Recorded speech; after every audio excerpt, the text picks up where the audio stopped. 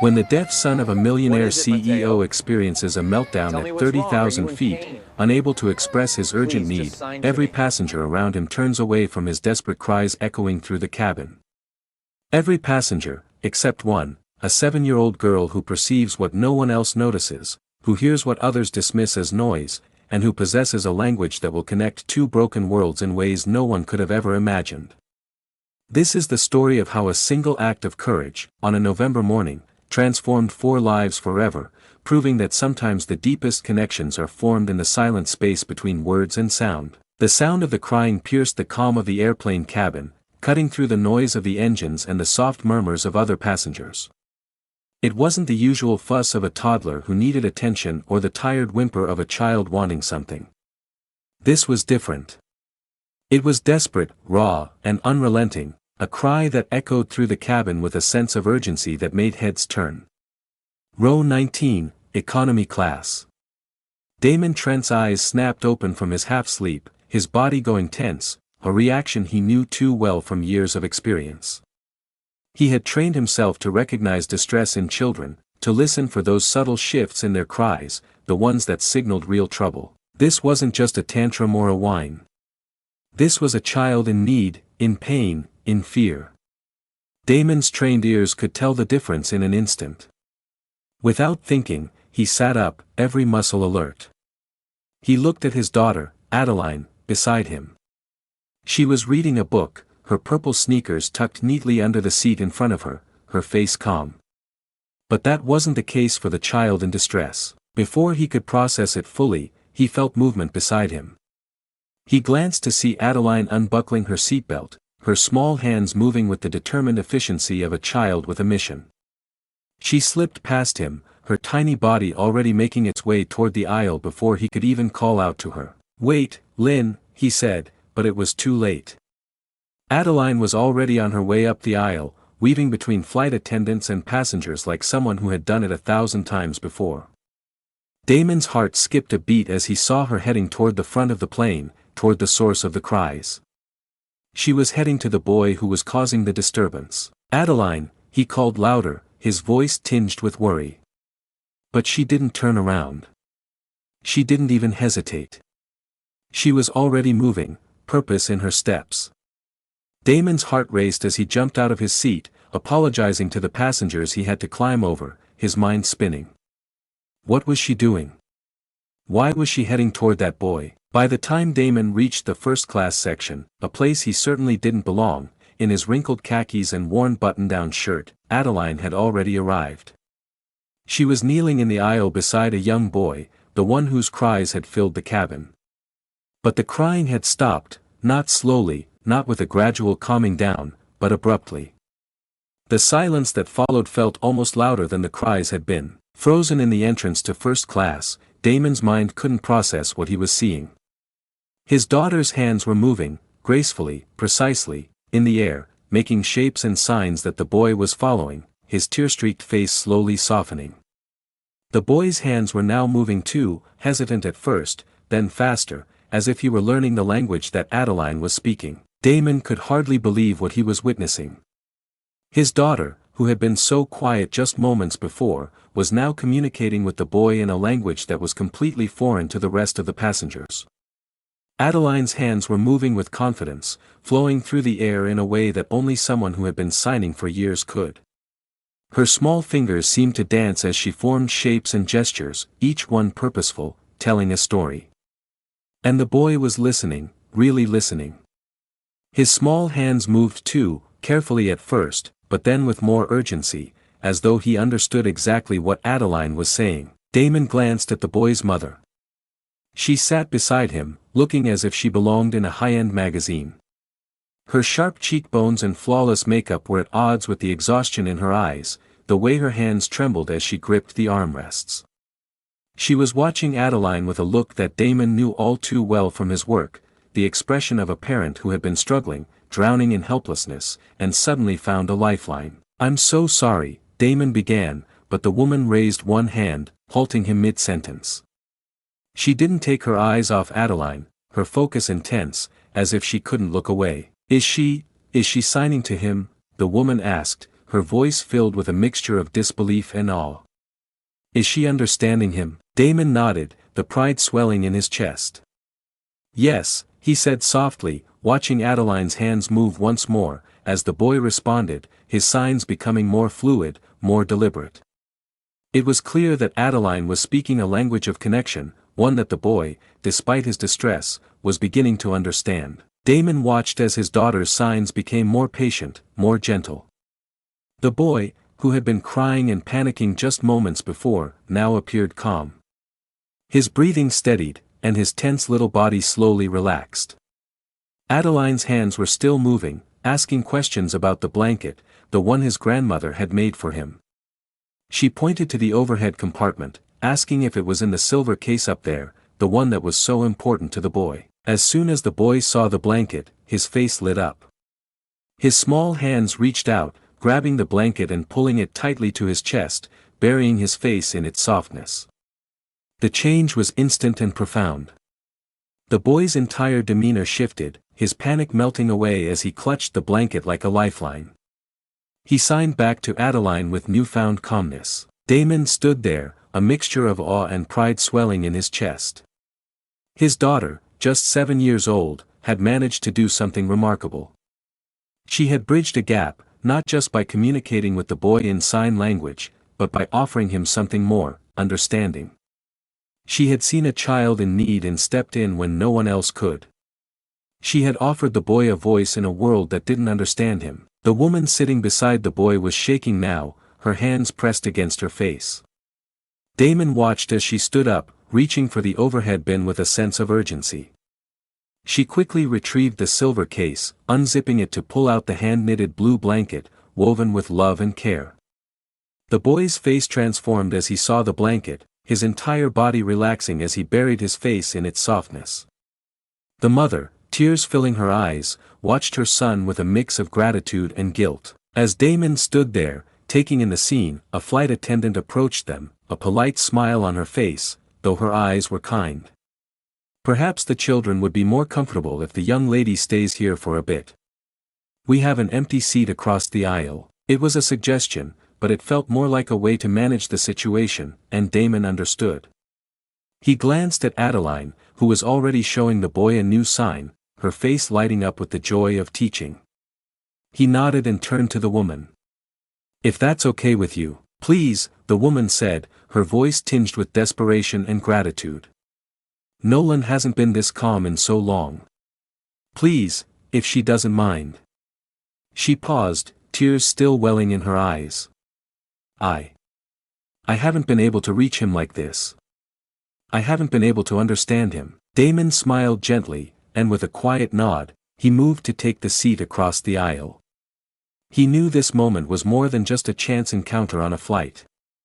It was the beginning of something far more significant than anyone could have predicted. The calm that settled over the boy, Nolan, was profound.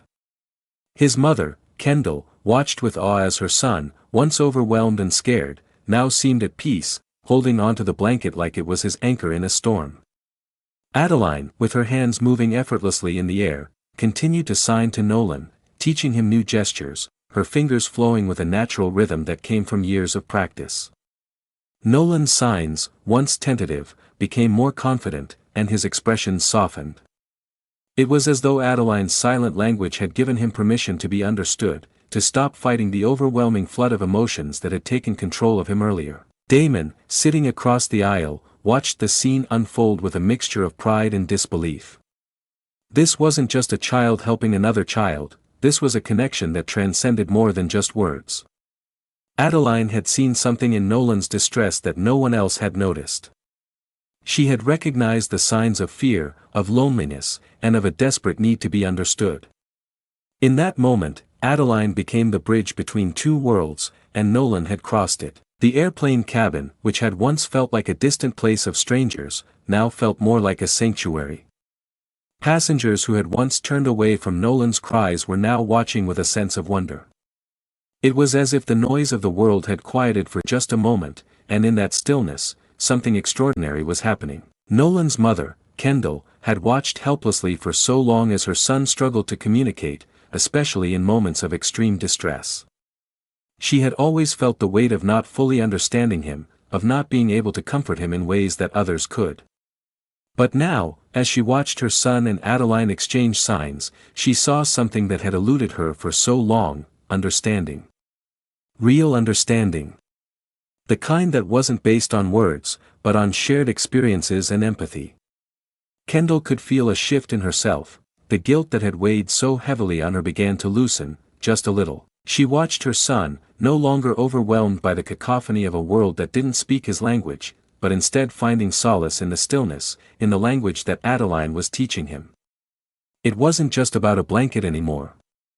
It was about something deeper, a connection that Nolan had always needed, but had never fully found until now. Kendall couldn't help but tear up as she watched her son, so calm now, his hands moving easily in sync with Adeline's. She could hear the quiet signs, words exchanged in a language she was still learning. She had been working hard to learn sign language for the past 2 years, but in moments like this, when Nolan became overwhelmed, her progress seemed to evaporate, and the gap between them widened again. She had always felt that, no matter how much she tried, she could never quite meet him where he was. But now, as she watched Adeline and Nolan communicate effortlessly, she began to realize that there was something she hadn't understood, that love and connection didn't always have to follow the conventional paths of spoken language. The flight attendants had already noticed the transformation in the atmosphere. Where tension had once filled the cabin, there was now a soft quietness, a peace that had settled in the wake of the connection between Adeline and Nolan. The flight attendant who had suggested that Adeline stay with Nolan was now looking at them with a nod of approval. Damon noticed the subtle change in the flight crew's demeanor. What had initially been an emergency now felt like a calm moment of human connection, a shared experience among strangers. As the flight continued, Damon noticed Kendall's eyes occasionally shifting between her son and Adeline. She was still processing everything that had happened, the miracle unfolding before her eyes. Kendall's mind was racing, her thoughts a whirlwind of emotions. She had come to terms with the fact that Nolan's life would never be normal, by society's standards, that there would always be things she wouldn't be able to fully understand. But this was different. Adeline had shown her something that, at least for a moment, bridged the gap between mother and son. After a while, the silence was broken when Nolan looked up at Adeline, his expression one of gratitude. He signed something to her, his hands moving quickly and with purpose. Adeline smiled, her hands answering in kind, slower now, showing him something new.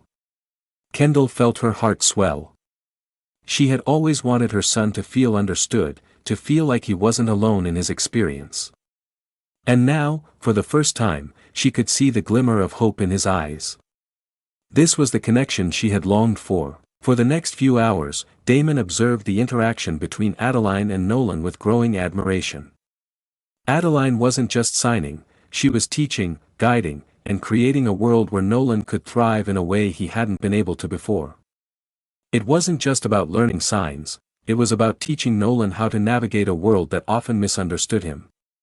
She was giving him the tools to communicate in ways he had never known were possible. Damon, for the first time in a long time, allowed himself to fully appreciate how far they had come as a family. It had been a difficult few years since Jennifer's sudden passing. Adeline, in particular, had gone through her own silent grief, retreating into herself after losing her mother. But in moments like these, when he watched his daughter teaching another child the very language that had helped them both heal, he was reminded of how resilient she was, how much heart she had. The flight passed in a blur, with Nolan and Adeline growing closer with each sign exchanged. Damon could hear snippets of their conversation as the two children laughed and signed together. It was more than just learning a new way of communicating. It was a bond being formed, a friendship developing between them. It was as if, in that moment, their worlds had collided in the best possible way. As the plane began its descent toward San Francisco, the mood in the cabin had shifted entirely. The tension that had once filled the space was gone, replaced by an unspoken understanding between the passengers who had witnessed this beautiful moment of connection. As the plane descended into San Francisco, the cabin lights flickered on, signaling that they were nearing their destination. The familiar hum of the engines began to shift in pitch, and the gentle turbulence that came with descent seemed almost insignificant compared to the quiet weight of the moment. The flight attendants moved about, preparing for landing, but the energy in the cabin had completely changed. The earlier tension, the unease, and the distance between strangers had melted away, replaced by a feeling of connection. There was an unspoken bond now, formed in the space between silence and sound. Damon watched his daughter, Adeline, still kneeling next to Nolan, her small hands signing as the boy's fingers responded. They were lost in their world, a world of understanding that only the two of them seemed to fully grasp. It was as though the rest of the world had disappeared, leaving just the two of them in a bubble of communication that transcended spoken language. Nolan, who had been so frightened and confused just hours earlier, now seemed at ease, his breathing steady and calm. Damon glanced over at Kendall, who was sitting beside her son, her eyes fixed on the two children. The exhaustion was still there, lingering behind her professional mask, but something else had shifted in her too, something deep within her had been unlocked. Watching her son communicate with Adeline, she had finally seen the connection she had been yearning for. For the first time, she had witnessed her son's needs being met in a way that no one else had been able to do before. The moment Nolan had stopped crying, a sense of relief had washed over Kendall. She had been holding on to her guilt, feeling like she had failed her son for not being able to fully understand him in moments of crisis. But now, as she watched Adeline and Nolan interact, that guilt began to fade. What had once seemed impossible, a communication breakthrough with her son, had finally happened. And it had happened in the most unexpected of ways, on a flight at 30,000 feet. As the plane touched down and taxied to the gate, the passengers began to stir, gathering their belongings and preparing to disembark. The usual hustle and bustle of the arrival process began, but the moment between Adeline and Nolan lingered in the air. The connection that had been formed between them was palpable, and no one wanted to disrupt it. Damon stood to gather his things, but before he could make a move, he saw Kendall reach out, her hand lightly touching his arm. She looked at him, her expression softened by something deeper than just gratitude. Could I get your contact information?" she asked, her voice hesitant, almost shy. There was a certain vulnerability in her eyes, one that Damon hadn't expected. "I'd like to thank you and Adeline properly, for everything. Maybe lunch, if you're free during your stay in San Francisco. Nolan would love to see Adeline again. And I just want to talk more about communication strategies, about a lot of things." Damon hesitated for a moment, the gravity of the situation settling in. There was something about this woman, something about the connection they had just shared in the most unlikely of places, that felt significant. But Adeline was already standing beside Nolan, her hands moving quickly as she signed something to him, a smile spreading across her face. He glanced at his daughter, who was already bubbling with excitement at the thought of seeing Nolan again. Her eyes sparkled, her enthusiasm infectious. Damon knew that this was just the beginning of something meaningful for both of them. "Sure," he said, pulling out a business card from his pocket. He scribbled his cell number on the back and handed it to Kendall. "Here. Call me anytime." Kendall's fingers closed around the card as if it were something precious, a lifeline that had just been offered. She smiled warmly, but there was something in her eyes that made Damon pause. There was a quiet gratitude there, one that spoke volumes. "Thank you," she said softly. "I don't think I can ever fully express how much this means." Damon smiled back, feeling a warmth in his chest. "You don't have to. It's been a pleasure." As they made their way out of the plane and into the airport terminal, the connection between them remained unspoken but clear. They had crossed a threshold today, not just physically, but emotionally. The flight, which had started with frustration and fear, had transformed into something far more powerful, a bridge between two worlds, a moment of human connection that transcended language, barriers, and expectations. 3 days later, Damon and Adeline were walking through Golden Gate Park, enjoying the cool air and the sounds of the bustling city around them. Adeline was laughing as she fed the ducks in the pond, her joy contagious. The sadness and grief that had once clouded their lives seemed to have receded, at least for the moment. After everything that had happened, it was hard to believe that this was their reality now. As they strolled through the park, Damon's phone rang, interrupting the peaceful quiet of the afternoon.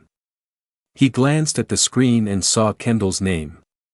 He smiled, accepting the call. "Hello," Damon said, his voice filled with curiosity. "Mr. Trent, this is Kendall Moore from the flight." Her voice came through clearly, but with a hint of nervousness. "I was wondering if you and Adeline would be available for lunch tomorrow." Nolan hasn't stopped talking about Adeline, well, signing about her. It would mean a lot to him, to us. Damon glanced at Adeline, who was still laughing and throwing crumbs to the ducks. He could see how much she was enjoying herself, how carefree she was at that moment. She had been through so much, and yet here she was, thriving, happy, in the company of people who understood her. "Tomorrow works," Damon said, his voice warm. "What time and where?" Kendall gave him the details, and as they hung up, Damon couldn't help but feel a sense of hope rise within him. This wasn't just a chance encounter on a flight. This was the beginning of something meaningful, something that could change not just their lives, but Nolan's as well. The next day, as they sat down for lunch at a quiet restaurant in downtown San Francisco, Adeline and Nolan immediately fell back into their routine of signing to one another, laughing and sharing stories. Damon watched them, feeling a swell of pride and gratitude for the bond they were forming. It wasn't just about teaching someone a language, it was about offering them a way into a world they had once felt excluded from. Kendall, sitting across from him, smiled as she watched her son and Adeline interact. She was beginning to see things differently. This connection, this bond, was something neither money nor status could provide. It was something deeper, something more meaningful. "Thank you," she said quietly to Damon. "For everything." Damon simply nodded. "It's been an honor." And as they shared their meal and exchanged stories, it was clear that what had started on that fateful flight had blossomed into something far more profound than anyone could have expected. The weeks following their meeting in San Francisco felt like a dream to Damon. He and Adeline continued their regular visits with Kendall and Nolan, with the bond between the children growing stronger each time they saw one another. The first lunch had turned into a series of meetings, at Golden Gate Park, the Children's Museum, and even dinner at Kendall's home. What started as a quiet understanding between two children had blossomed into a deep friendship that crossed all boundaries, one built on trust, shared laughter, and, of course, sign language. Kendall and Damon found themselves becoming more than just parents of children who were learning to communicate with each other. They were becoming friends, allies, and confidants. The conversation between them no longer felt like a polite exchange, but a genuine connection. They shared stories about their lives, about their struggles, and about their hopes for their children. Kendall, the successful CEO who had built her business from the ground up, began to open up about the difficulties she faced raising Nolan alone, about the emotional toll it took on her, and about how she constantly felt like she was falling short as a mother. Damon, in turn, spoke about the grief he still carried from losing Jennifer, Adeline's mother. How it had shaken his world, how it had forced him to reevaluate everything, including how he communicated with Adeline. He talked about the silent months when Adeline had stopped speaking, and how sign language had become their bridge, their lifeline, as they navigated their grief together. Through these conversations, Damon and Kendall realized that despite their differences, the difference in their lives, their wealth, their career paths, they were both learning the same lesson. That the real value in life wasn't measured by success or possessions, but by the love and understanding they could offer their children. Kendall began to see that her wealth and power could only do so much for Nolan. She could buy him the best therapists, the best schools, the latest technologies, but what really made the difference was people who truly understood him, who saw beyond his deafness, and who made him feel like he wasn't alone. Adeline had become that person for Nolan, someone who saw him for who he truly was, not his disability, but his potential. Damon, on the other hand, was beginning to see the world from a different perspective. He had always been content with his life as a pediatric occupational therapist, helping children with developmental challenges. But seeing how Kendall had turned her business into a thriving empire made him realize that there were more ways to make an impact in the world, more ways to help. Maybe, just maybe, there was a bigger role he could play in Nolan's life, and in the lives of other children who needed the same kind of support. As the months passed, Nolan's transformation was nothing short of remarkable. The boy who had once struggled to connect, who had felt so isolated in a world that didn't speak his language, was now thriving. He had become more confident, more at ease in his own skin. The weight of his fears and anxieties had begun to lift, replaced by a sense of security and understanding. Adeline, with her patient teaching and unwavering support, had helped him discover a world of possibilities that he never knew existed. Damon watched this change with awe. He had seen how Adeline's compassion and empathy had brought him out of his shell, how she had taught him to embrace his deafness and turn it into something to be proud of. But there was more to Nolan's growth than just learning sign language. He was learning how to interact with the hearing world, how to communicate with people who didn't understand his language but were willing to try. One day, when Damon and Adeline were visiting Kendall and Nolan at their home, he witnessed something that filled him with pride. Nolan, who had always been shy and reluctant to engage with others, had begun teaching his mother some of the signs Adeline had taught him. Kendall was sitting at the kitchen table, her hands moving slowly, clumsily, as she tried to form the right gestures. But Nolan was patient, guiding her hands with a tenderness that reflected the bond they had built over the past few months. Damon stood in the doorway, watching the scene unfold. He couldn't help but smile. This wasn't just a breakthrough in language, it was a breakthrough in their relationship. Kendall was no longer just a mother trying to figure out how to help her son. She was a partner, a teacher, and a learner, working side by side with Nolan to communicate in the best way they knew how. And Nolan, for the first time, felt like he had the power to teach his mother, to share with her the language that had made him feel seen, heard, and understood. It was a beautiful moment, one that reminded Damon of the importance of connection, not just between Adeline and Nolan, but between all of them. They were no longer just two separate families trying to figure out how to navigate the challenges of raising a deaf child.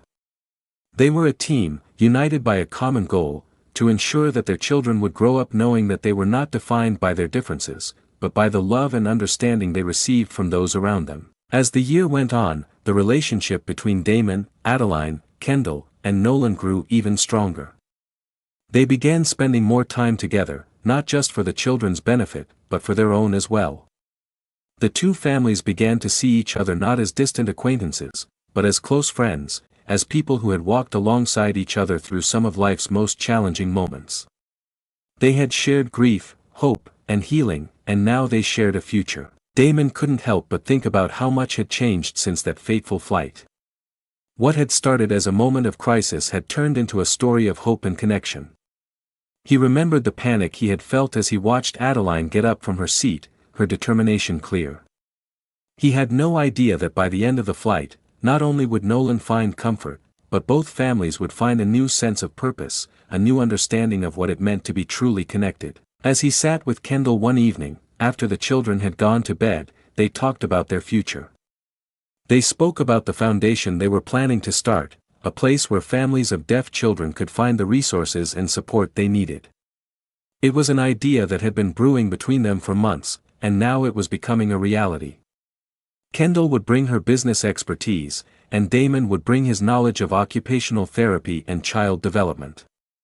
Together, they would create something that would change the lives of countless families, just as their own lives had been changed. The next morning, as the families gathered in the park for another outing, Damon looked at Adeline and Nolan. They were playing together, their hands moving in joyful conversation, their laughter echoing through the trees. For the first time in a long while, Damon felt at peace. The journey had been long and full of unexpected turns, but he knew that this was just the beginning. Their lives, though once divided by grief and silence, were now united by something far stronger: love, understanding, and the courage to cross the divide. Months passed, and the bond between Adeline and Nolan continued to grow stronger. What began as a simple act of compassion on a flight had blossomed into something far more meaningful. Adeline, who had once withdrawn into silence after the loss of her mother, had found her voice again, not just through spoken words, but through the language of sign. She had become a teacher, a guide, and a friend to Nolan, someone who helped him navigate a world that had often seemed foreign and distant. And Nolan, the boy who had been afraid of his own voice, had begun to embrace it, not just in sign language, but in his every interaction. He no longer felt like an outsider, he felt seen. For Damon and Kendall, the journey had been one of healing. Their connection had grown beyond the bonds of parenting and had transformed into a deep, mutual understanding of what it meant to truly see someone, to see them beyond their struggles, their fears, and their past. It was a bond that neither of them had expected, but one that had become integral to their lives. What had started as a chance encounter on a flight was now a partnership that would impact not just their children, but countless others. The foundation they had discussed months ago had taken shape, a place where families like theirs could find the resources and support they needed. It was a place where children with hearing loss could thrive, where parents could learn how to communicate with their children in ways that went beyond the traditional methods. And it wasn't just about teaching sign language, it was about teaching understanding, patience, and compassion. They had created something that would last long after their own stories were told, a legacy of love and connection that would help other families navigate the challenges they had faced. As they stood together in the living room of Kendall's new home in Chicago, watching the children play, Damon felt a profound sense of peace. The house was filled with laughter, the kind that came from pure joy, the kind that spoke of new beginnings. Adeline and Nolan were sitting on the floor, signing to each other excitedly, their hands moving faster than ever before. They were completely absorbed in their world, a world that only they understood, and yet, it was a world they had built together, with the help of their parents. Damon turned to Kendall, who was watching the children with a soft smile. He saw how her expression had changed over the past year.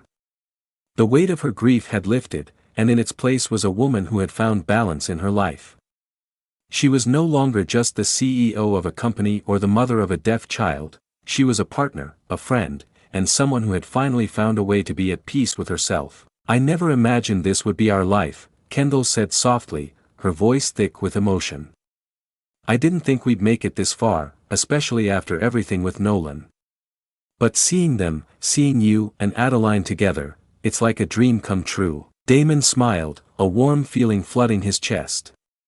"It's a dream I never knew I needed," he said. "But I'm glad we're living it. I'm glad we found each other." Kendall nodded, her eyes shining. "We're building something beautiful here," she said. "And I think we're just getting started." Damon reached out, taking her hand in his. They stood there for a moment, simply watching their children play, the sound of their laughter filling the room. In that moment, Damon realized something profound: love doesn't always arrive when or how you expect it. Sometimes, it comes when you least expect it, in the form of a child who refuses to stay seated when someone is in need. Sometimes, it arrives quietly, in the space between silence and sound, in the unspoken connection that happens when two worlds collide and create something new. As the years passed, their family continued to grow, both in size and in love. Adeline and Nolan became more than just best friends, they became each other's support system, the people who understood each other without needing words. Nolan thrived in school, excelling in ways he had never been able to before.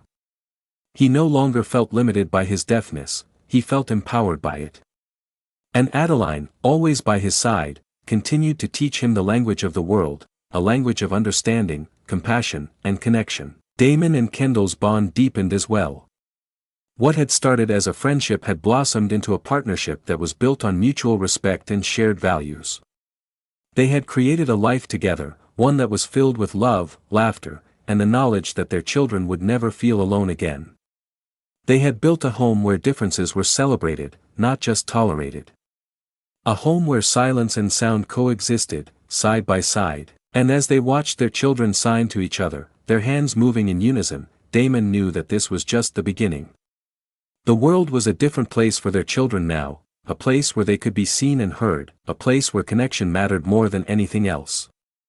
The love story that had begun on a flight at 30,000 feet, in the space between silence and sound, had changed everything. Their story had become a testament to the truth that love doesn't always arrive with grand gestures or loud declarations.